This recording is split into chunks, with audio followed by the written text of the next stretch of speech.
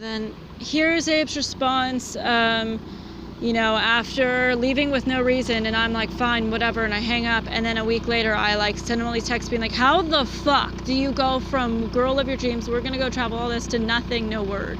How the fuck?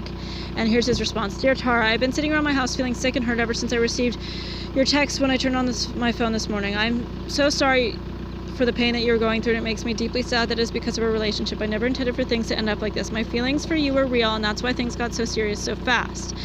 Now you're telling me that you feel like I'm being cruel and icy. I don't think I'm being that way. I don't know why you think that. I broke things off the best I could, given the situation. You refused to listen to what I tried to tell you.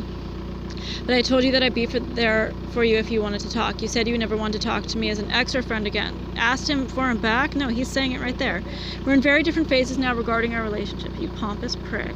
I understand your pain and confusion around the fact that my feelings changed so quickly, but you have to understand that the change is the very reason that I knew things had to end. I didn't understand them either. I need to process it and figure myself out, and what has become clear to me is that I couldn't be in a healthy relationship I thought I could.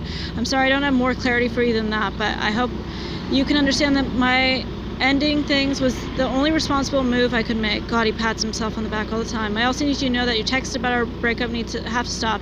I know that you feel that by ending our relationship, I'm abandoning you. I'm not abandoning you as a friend, as a person I care about.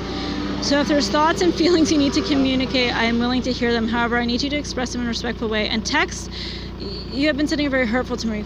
Furthermore, texting just doesn't work for me as a respectful and effective means of communications about serious matters. If you need to communicate with me, take your thoughts and feelings and write them in an email. Fuck yourself, Abe. I understand that it's inconvenient for you to email because you have to use Lauren and Israel's computer, but text just won't work. If I get any more of these barrages of text, I'll be forced to block your text, and I just really don't have to do that. Please just respect the important request and use email. What a fucking prick, dude. I hate this guy. Tara, I'm sorry things didn't work out. I never meant for any of this to go in the direction it did. Yes, you did. I know there's a lot going on in your life right now that's hard. Your family has treated you so unkindly and unfairly, and your financial situation has been really challenging. You're broke, bitch. So I'm so sorry that the pain of our breakup came during the same time. I made an honest decision in breaking up with you, though, and I believe me when I say it's the only decision I could have given the circumstances. Please accept that I'm not trying to be cruel or icy. Well, abandoning you as a friend, it's all cruel and icy. The email, no. And I think it's pointed that you can take responsibility or completely end and seemingly shut your mind and heart out while figuring things out. And if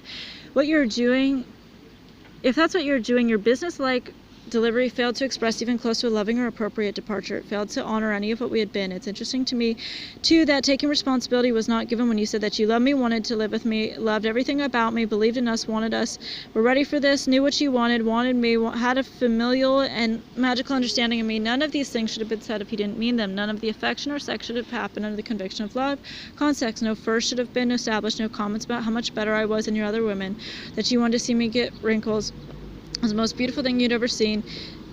If you meant that sickeningly curt formalities of our breakup, then none of those things can be true. Both can't be true. You had those beliefs, affections, hopes, and replaced them all with a vague but certain doubt which still goes unnamed, other than you want to be selfish and travel without plans now. The complete opposite of everything you've been trying to convince me of. I don't see why responsibility is your great concern now. No, you acted professionally. That has little to do with responsibility.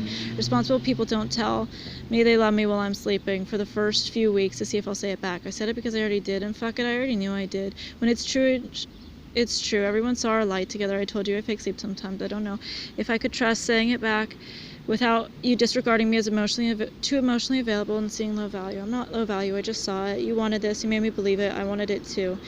You are the one who I believed, not because others haven't, but because I believed it too.